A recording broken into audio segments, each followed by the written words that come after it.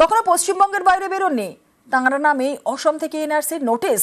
আতঙ্কে দিনহাটার বাসিন্দা উত্তম কুমার ব্রজবাসী, হতবাক আত্মীয় থেকে প্রতিবেশীরা। সবারই দাবি কয়েক পুরুষ থেকে এই গ্রামেরই বাসিন্দা ব্রজবাসীরা। তাহলে কেন তাদের এনআরসি নোটিশ ধরালো অসম প্রশাসন? ওরা তো সেই 5 পুরুষ ধরে আমি নাম জানি। নীলকণ্ঠ বরেগী, তারপরে হচ্ছে নদিয়া বরেগী, নরেন বরেগী, আর গোপাল উত্তম ব্রজবাসী। কোলেপিটি মানুষ করছি, নিয়ে বেড়াচ্ছি, মেয়ের বাড়ি ঘরে আসিলাম, করি খাসি। এরা কি কোনোদিন আসাম টাসামে গেছিল? না, কোনোদিনও যায় নাই। আমরা দিছি ডোলের বান দিয়ে, তবে সেটা মানাচিনি করি মই হয়েছি। আচ্ছা, তো আপনারা কি কোলেপিঠে মানুষ করছেন? হ্যাঁ।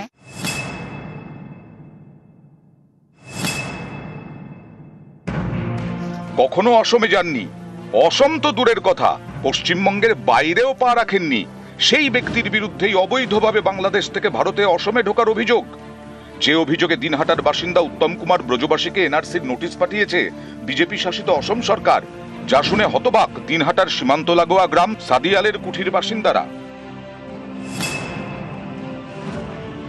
বিয়ে হয়েছে 2 বছর, সেই বছর ওর জন্ম হয়েছে।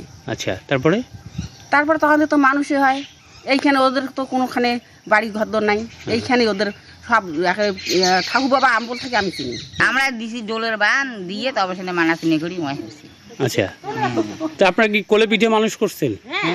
এর বাবা দাদুরা কোনোদিন কি আসামে গেছিল আর কি? না।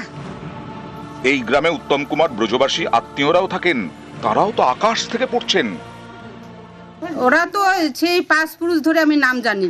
নীলকণ্ঠ বরেগী, তারপরে হচ্ছে নদিয়া বরেগী, নরেন বরেগী, আর গোপাল উত্তম ব্রজবাসী। ওরা তো, আমরা তো 4 পুরুষ থেকে নাম অবশ্য জানি। ওরা তো আরো এই জন্মগত তো এই জায়গায়, ওরা তো স্থানীয় এই জায়গায়। তো ওরা কি করে হলো আসামের লোক?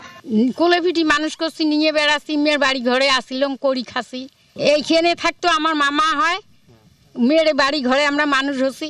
এরা কি কোনোদিন আসাম টাসামে গেছিল? না, কোনোদিনও যায় নাই। অসম থেকে পাঠানো এনআরসি নোটিশে বলা হয়েছে 15ই জুলাইয়ের মধ্যে উপযুক্ত নাগরিকত্বের নথি জমা দিতে হবে উত্তম কুমার ব্রজবাসীকে, না হলেই তাকে অনুপ্রবেশকারী হিসেবে চিহ্নিত করা হবে। এর জেরে দিন আনা দিন খাওয়া মানুষটি পড়ে গেছেন বিপাকে।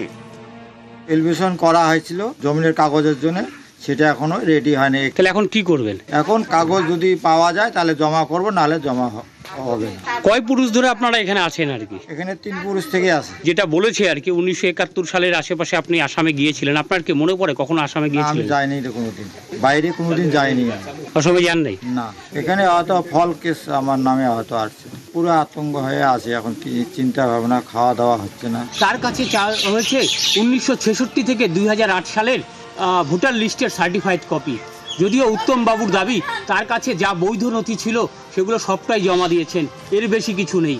তারা এখানকার বাসিন্দা, এখানেই থাকবেন। কোচবিহারের সাদিয়ালের কুঠি থেকে শুভঙ্কর সাহা, নিউজ 18 বাংলা।